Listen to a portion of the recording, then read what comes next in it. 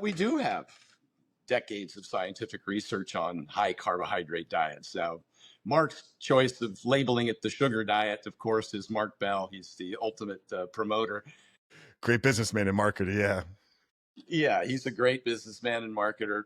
And then he purposely pokes people in the eye talking about gummy bears and stuff like that, when in fact he's eating salads and fruit and the like. Just like you said, you went high fruit. Um, we have decades of research on high carbohydrate diets. The blue zones are a perfect example, although I think that that entire blue zone genre is heavily influenced by poor birth records, unfortunately. Uh, but, Okinawa was at one point, I think, 85% carbs. Vegan diets generally tend to be somewhat north of 80% carbohydrates. Um, and have shown, to be excellent for health span and lifespan. So a high carbohydrate diet's nothing new.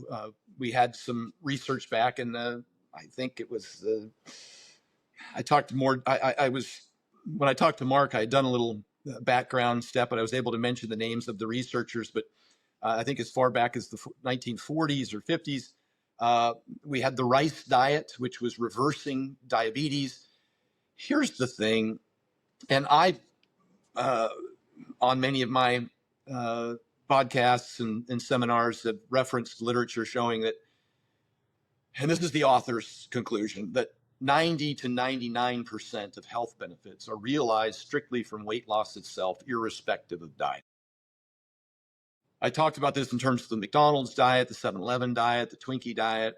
And of course, usually when people are stitching me on Instagram, they stop right there. On Tim Bilyeu's podcast, which had millions of views, or Tom Bilyeu, his podcast had millions of views. I had mentioned that, and it got stitched all over the place, and people were screaming and yelling that I was promoting a McDonald's diet. But my very next statement is I would never recommend a McDonald's diet for a variety of reasons: high cholesterol, low micronutrients, satiety, absence of benefits for that. But nonetheless, the fact remains that the weight loss itself is the primary driver of the health benefits. Reduced blood pressure, reduced lipids, reduced blood sugars. All of those things improve with the weight loss itself, irrespective of diet. And then, of course, there's all sorts of different restrictive diets: carnivore, vegans, restrictive. It's just any elimination diet. There's only 3 types of diet. That's, calorie restriction, time restriction, and food restriction.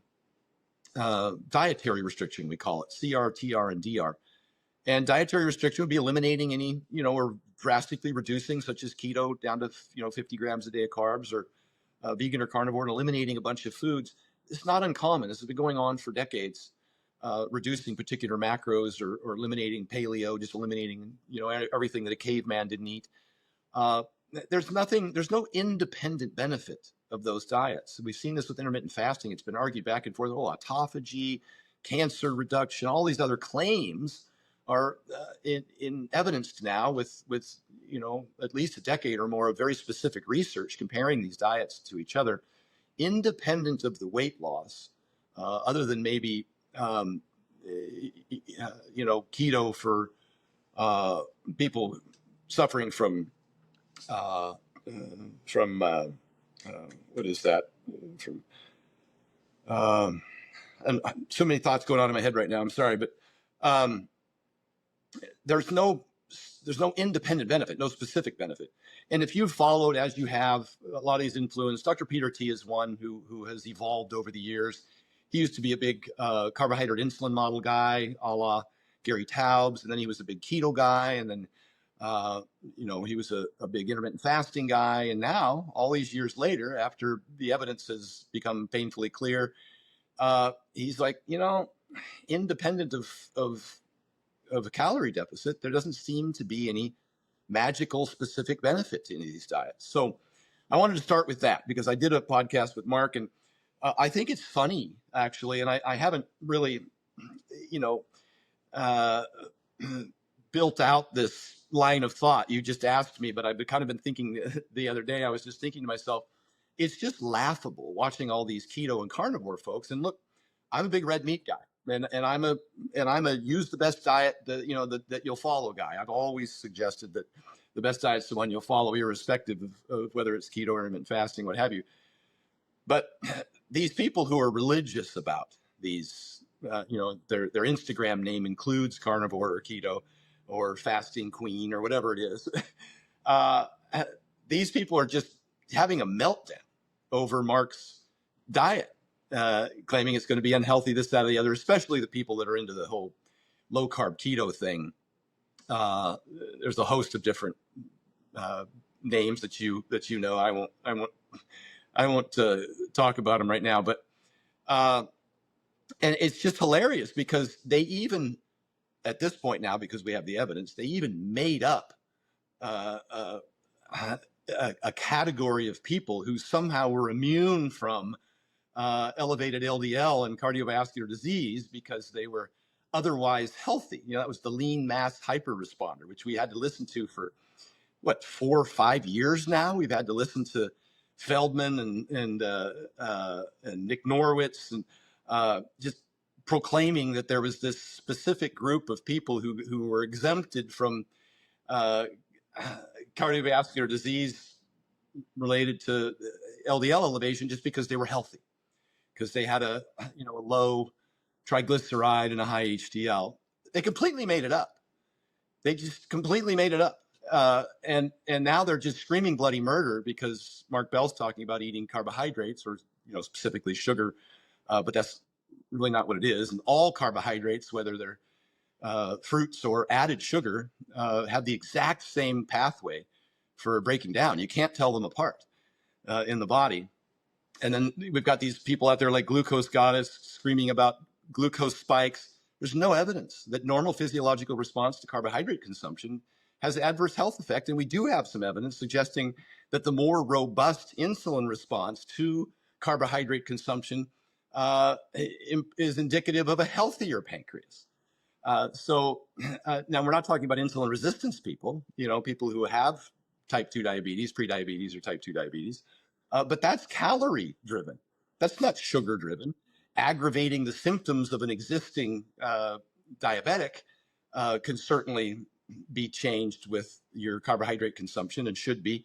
But in terms of what causes diabetes, sugar doesn't cause diabetes. Energy toxicity from any calorie and fatty liver disease is driven at twice the rate of sugar by eating saturated fats.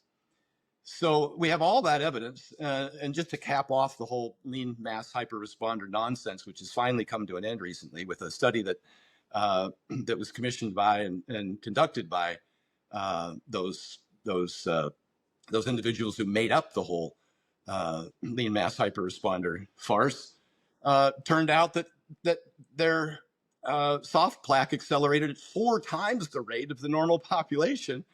And then they lied about the results. They didn't even declare, they didn't even post the results for what the original, that the study was originally designated to say, and tried to tweak it. And it was a disaster, an absolute disaster. So it's just laughable to me that the keto community and the lean mass hyperresponder folks, I've joked with Mark the other day. I sent him a text. I said, you should call this the lean mass non-responder, and just make it up, and then go pay for a study from Harvard to look at people who have been on a low or a high sugar diet for more than 6 months to talk about how great they feel on it, and claim that that's evidence, which is what the carnivore Harvard study did. They took people who had been on the carnivore diet for over 6 months and interviewed them. It was simply anecdotes from people whose Instagram had carnivore in their name. No shit, they're going to say that it was fantastic for them. The bias in this stuff, these are the same people who complain about the epidemiological research out there, would then, present a study like the Harvard carnivore study. And I'm not against carnivore. I've made recommendations that it's at being the ultimate elimination diet for people who suffer from extreme digestive distress. When you if you want to claim it's any better than any other diet, you have to have evidence to that. And when you want to claim that adverse biomarkers are somehow exempt from disease progression because of your diet, then you need to have evidence for that. And none of these people do have evidence for that. They don't have evidence that their diet is any better long term for long term dietary adherence. They don't have any evidence that it somehow usurps, adverse biomarkers, and specifically LDL, as discussed, or increased, prostate cancer exposure or colon cancer exposure from, processed meats, which I think most folks would suggest that it's, processed meats are not part of the carnivore diet. But nonetheless, I'm a big tent guy. I'm more than happy to get them all, as far as to drive weight loss. I'm more than happy to present all the options to folks and see which one they can better adhere to long term. But that doesn't mean you can disregard NAFLD, LDL.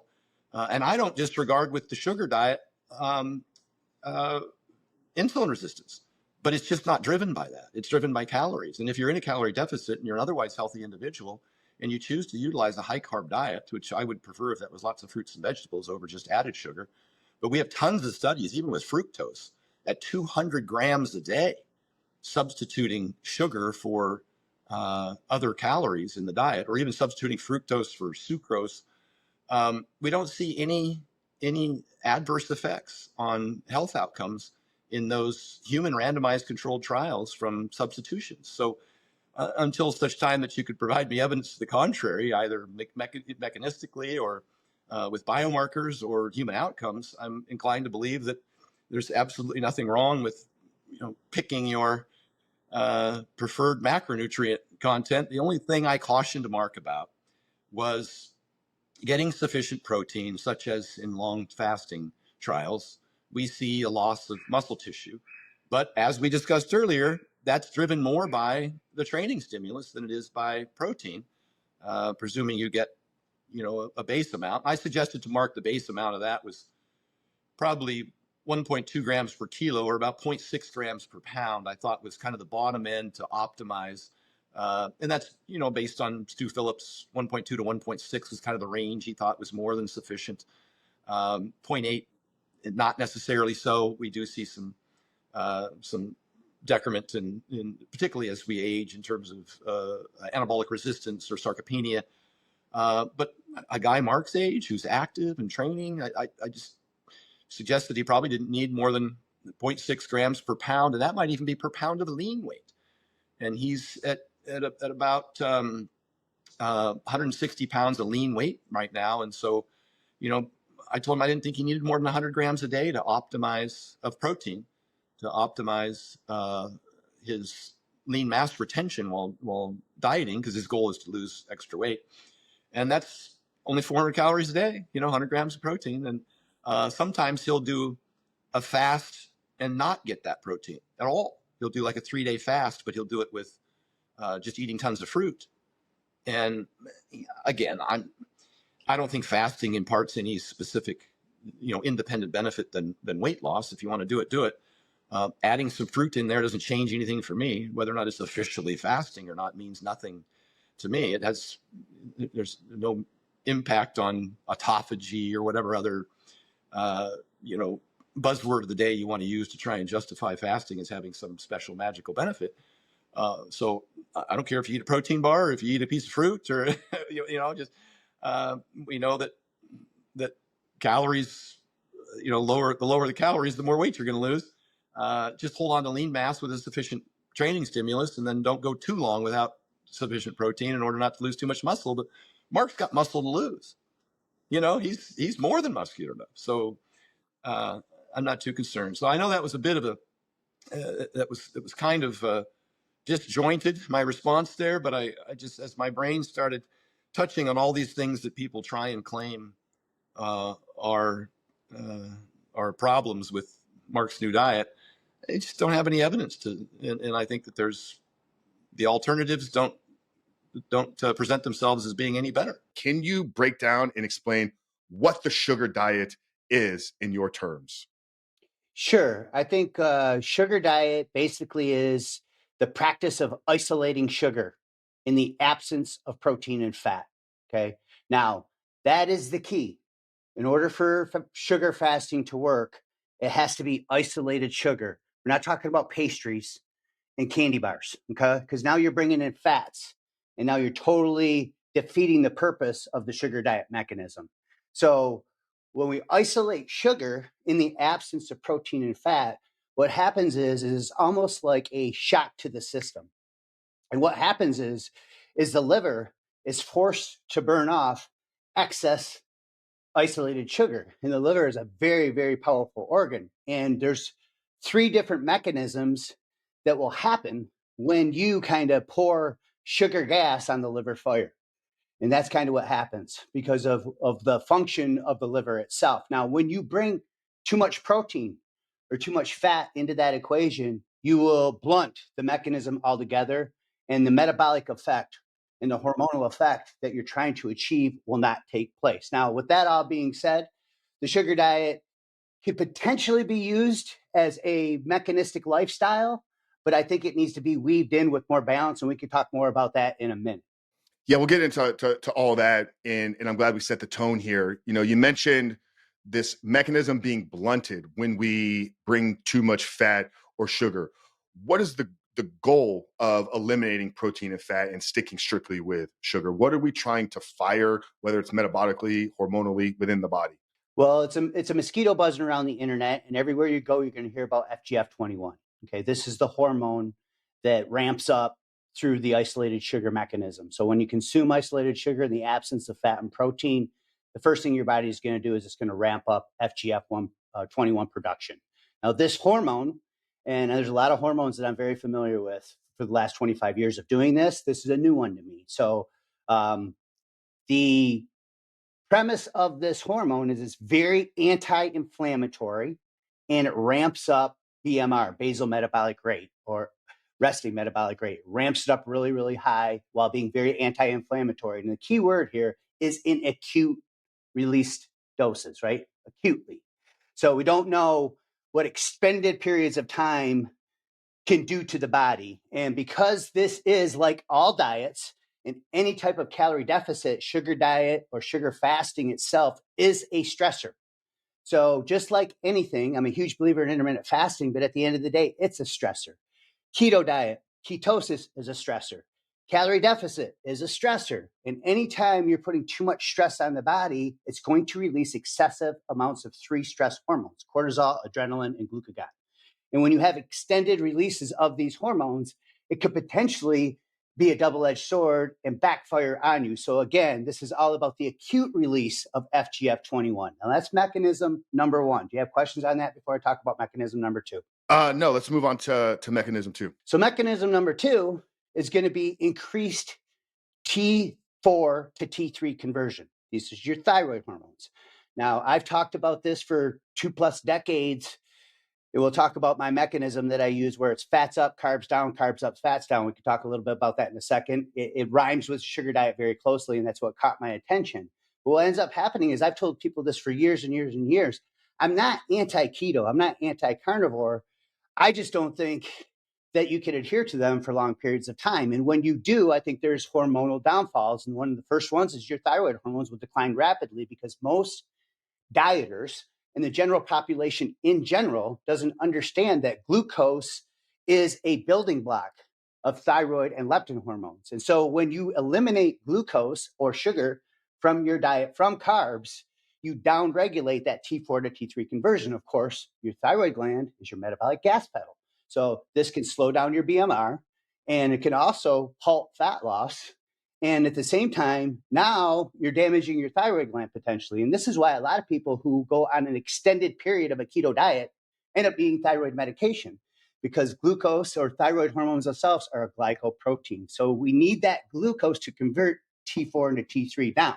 With that being said, the body will do that through a process called gluconeogenesis when glucose is not present, right? It'll convert protein into glucose, which is an argument for the keto community because they are obsessed with the fact that no, the body prefers to run on ketones. Well, if that was really the case, then why does the body want to convert protein to glucose if it wants to run on ketones?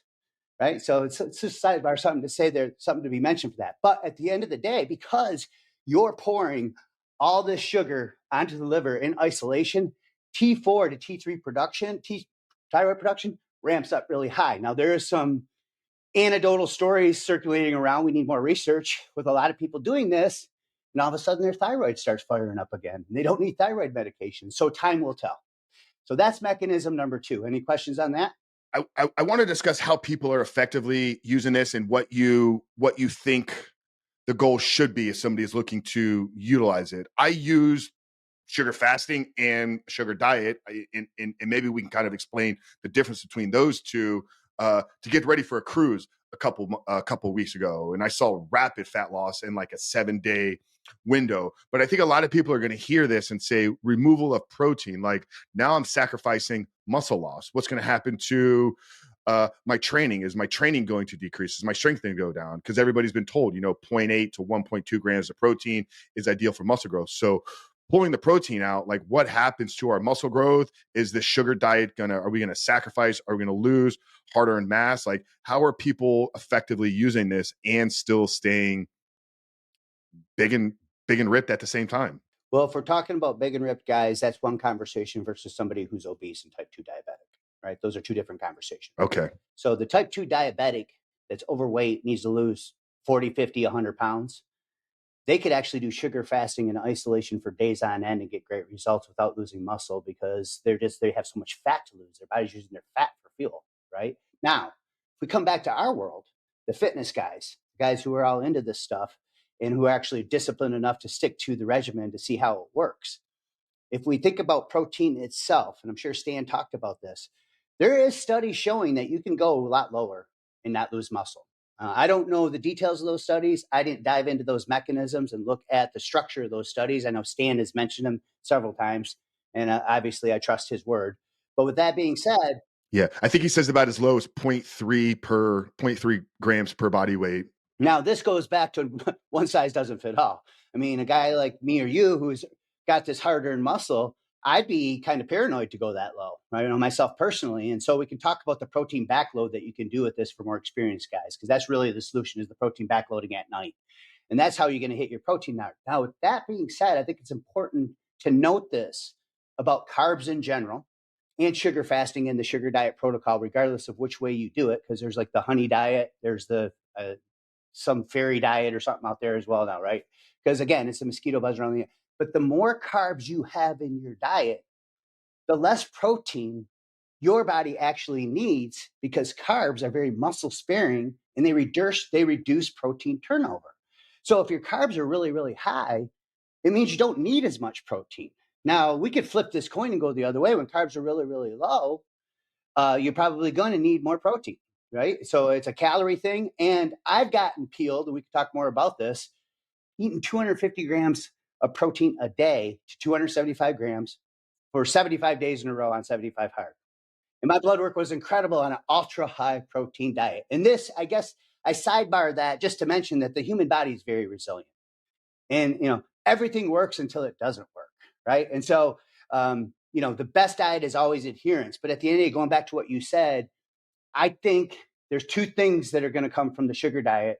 You just mentioned one of them is that now guys like me aren't worried about going catabolic or not getting enough protein or I'm going to freak out. And it's just like the anabolic window post-workout. That's been shattered now. Protein synthesis is a 24-hour cycle. It doesn't just happen after your workouts, right? So with that being said, the more carbs you have in your diet, the less protein you need. The more muscle mass you have, obviously, you're going to want to err on going a little higher on the protein side, but the less muscle mass you have, the less protein you actually are going to need to maintain that mass. But we have to be careful, in my opinion, if you're sedentary and you're not active, going below that 0.4 or that 0.3 would be risky because now you're going to put muscle mass in jeopardy. And let's face it, muscle is metabolism. It's the key to longevity. I mean, people who have more muscle mass live 10 to 20 years longer than people who don't. So hopefully that kind of covers the base of like, okay, this is cool. The second thing that's going to happen from this is carbs now are going to make a comeback because most people think that carbs make them fat. And of course, we could talk here in a minute when we talk about adherence and stuff. I could talk a little bit more about, I have like 4 or 5 real life examples confirming 110% why carbs do not make you fat. You can set aside the research and just look at the stories that I tell you, and it will shock you. So the answer is that this is what most people don't realize, especially bodybuilders who are inexperienced. Old school bodybuilders know this. The Lee Haneys of the world got shredded on 65% carbs, 30%, or 60% carbs, 30% protein, 10% fat. They got shredded for years. They're the most lean muscular athletes in the world. And they've always put fats in the basement and had carbs sky high and always had moderate protein because they don't need to have sky high protein because of all the carbs in their diet being so muscle sparing. Funny you talk about the sugar diet. I literally started kind of my week 2 run through it. I got it somebody sent me Mark's stuff a couple months ago when he was just first starting to talk about it. And I was like, I kind of brushed it off. I'm like, that's just Mark being Mark. He's obviously very extreme and is willing to try anything. And then I was following along in his journey and I saw some of the progress he was making. And then I kind of looked at some other people that were talking about it and I tested it, a couple of weeks ago, kind of following Mark's protocol with 2 days of just the fruit fasting, right? I'll throw a little bit of maple syrup or honey on it, but I didn't go full on extreme. And I think that's where people make mistakes is they make it about the candy and the sugar, not the natural fruits. And I saw amazing success with it. Now, granted, I'm fairly lean and muscular built. I walk around 6'3", around 240 with solid abs kind of year round. So it's like I'm kind of at a good starting point, but I saw a lot of progress, great energy, and it really improved my sleep. So I'm going to run through it one more week because I got a vacation coming up and it's kind of like a preparation for next week's vacation. I'm the same. Yeah, but I had Stan on, Stan Efferding last week, and we kind of talked about it. Obviously they had the rice diet years, decades ago that people were using. And I think the key that you said, and it's kind of, what I've adopted as well, is like not being attached to any of these dogmatically. As a professional in the space, I want to use it. I want to see how my body affects to it so I can speak to it, maybe sometimes use it with a client if we're trying to accomplish something short term. But yeah, it's the balanced approach. That's what's been successful for me as well. 100%. And Jay Campbell sent me his version of what he's following, which of course he isn't doing all the candy and gummies and stuff like that. And I just adjusted it again from there. It's where I am having my essential amino acids. I am having protein, in the evenings. But for my carbohydrates, I am just eating fruits. I love eating.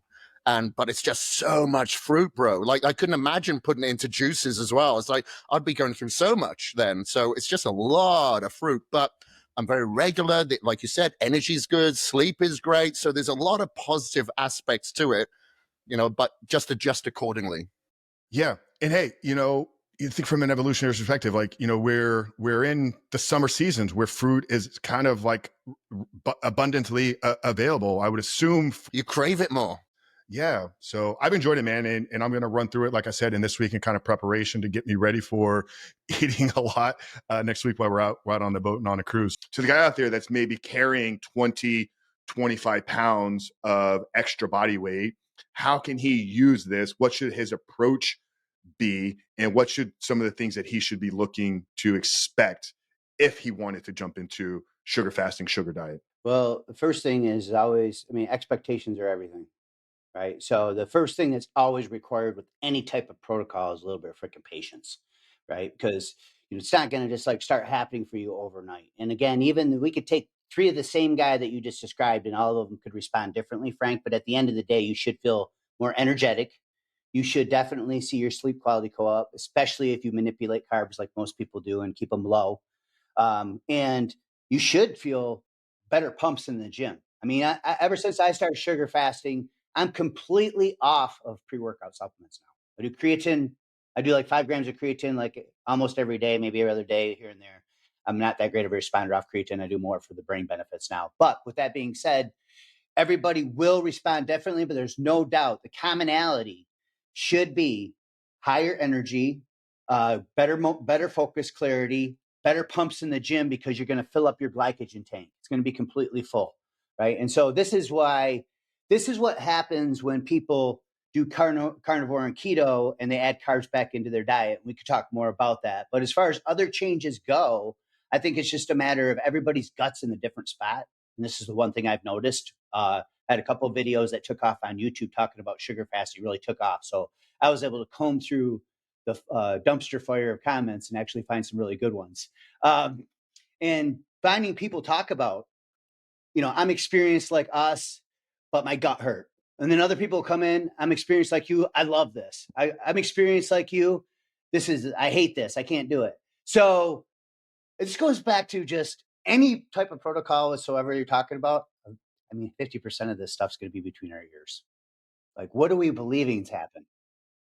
I mean, that's another conversation. That's another podcast, right? Right. But it is the truth. And at the end of the day, where are you starting out body composition wise isn't as powerful as where you're starting out with your belief system, your BS, right? And so I think that's the starting point as well. If you're going into this doubtful and skeptical and looking for something bad to happen, what you focus on expands, vice versa. Going into this excited, think it's going to work great. Chances are it's probably gonna. It's not a blanket statement that that's going to happen, but that is 50% of it. And I think you would agree with me if we look at science. It's so crazy you say that, Sean, because my girlfriend and I did this together. She's incredible. Like, such an amazing woman. Like, she's on board. She'll support everything. She jumped into 75 hard with me just because she wanted to do it with me back in December. I told her I was doing this. I was excited and looking forward to it because I had looked at some of Mark's videos. I saw it. I'm like, this is going to be awesome. Like, I was so pumped up. And my experience was like one of great results and benefits. By day 2, she's like, Frank, I'm so hungry. Like, I'm not eating enough. Like, I don't feel good, this and that. She was at a very similar starting point. Like, she walks around shredded abs year round, 120 pounds, like got a great figure physique, like has trained for 20 plus years, is a trainer herself, like was probably in a better starting point leanness wise than I was. Now she does have some thyroid issues. She takes medication for, but she didn't think that it was going to work. Like, she had so many doubts. She's like, I'm doing this because I want to be involved in it with you. That's the type of woman that she is. But her mindset going into it was one that was going to fail. She started talking to other people. They're like, yeah, that sounds stupid. Da, da, da. And she was just like ingesting herself with negativity. And I told her, I said, you went into this from the beginning expecting it to fail. And that's exactly why it did. How can you and I follow this exact same thing? We do so many things similarly. My results are at a level 10 and yours are at like a 2. And it's so interesting, that belief system part. I saw it happen in our life. Yeah, you can't deny that. It's always a factor. And so I think that plays a huge role in this. And then what is your BS about sugar? What's your belief system? Because I think that's important as well. Because if you're coming into this thinking sugar kills you, dead, I mean, the charlatans are everywhere out there. Paul Saladino is going to tell you broccoli's killing you dead. People who eat vegetables live longer. Gary Brecker's going to tell you cold plunging is the best fat burner on earth. New studies show cold plunging makes you hungry, makes you gain more weight. I mean, we could go on and on. Ken Berry tells you not to only eat bananas on your birthday because the sugar is going to kill you dead too, or make you fat and cause fatty liver. Have you ever seen a fruitarian? They don't have an ounce of body fat on them, and their blood work's typically incredible. I don't recommend crazy extreme stuff like that, but at the end of the day, we're all getting a drink of water with a fire hose when it comes to hacks and tricks and all that stuff. And it goes back to the beginning of this conversation. At the end of the day, the king of all diets is adherence.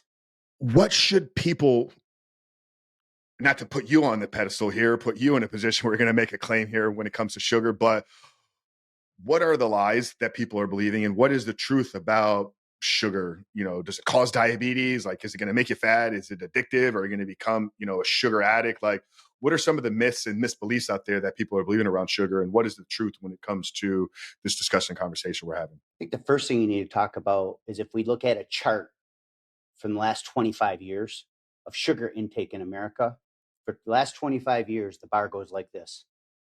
Sugar intake declined, okay? Obesity, right, up, okay? Now, if we look at a chart of oils intake, it's the opposite. It's a hockey stick on the map of how much oils we're consuming.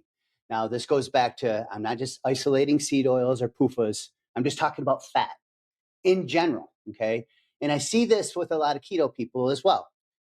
You have to understand how your body works and how macros work. And, at the end of the day, fats are yielding 9 calories a gram, over double the calories. So is it the sugar, or is it all the extra oil that they're putting into all our snacks and that we're cooking our food with, and that the restaurants now cook everything in seed oils and everything in vegetable oils? And so I'm not fear mongering saying that stuff's going to kill you or give you disease, but I will tell you this: it increases your calorie intake in a huge way. And at the end of the day, if we look at real world examples, like the guy who did the Twinkie diet, okay, the guy ate nothing but Twinkies and convenience store food and a protein shake every single day, and he put his body in a 400 to 500 calorie deficit. And I can't remember the time frame. I don't want to misquote the time frame, but I think it was 60 to 90 days. He lost over 20 pounds. And I think it was more like closer to 30. And I was like, okay, well, how much of that was muscle? Well, then when I dove deeper into the study, it looked like he was getting adequate protein as well. So maybe most of this was fat. Then I like, well, what about his blood work? His before and after blood work was incredible. I was like, man, this dude was eating nothing but sugar in a protein shake. And his before. And you want to know why? Because it's not the sugar that's killing us. It's the fat around our organs and our belly. That's what's killing. That's why his blood work was terrible. It wasn't because he was eating sugar, because after he ate nothing but sugar and hit adequate protein, he lost all this weight and had his blood work was 10 times better. So it just goes back to the fact there's just so many myths out there. And so also understanding that there is a huge difference between sugar on its own and sugar and fat. And I talk about the Randall cycle a lot in my videos, and how the Randall cycle basically talks about how sugar and fats as fuel sources are antagonists. Okay, it's called the Randall cycle. Doesn't mean you can't get great results following a balanced approach like the zone diet. I just think it's going to be more difficult. You're going to have to maintain that deficit and count your macros a little tougher. So back in 2008, I started carb cycling, and I've been doing it ever since as a lifestyle. And so I'm biased to the carb cycling method because you don't eliminate any food groups, right?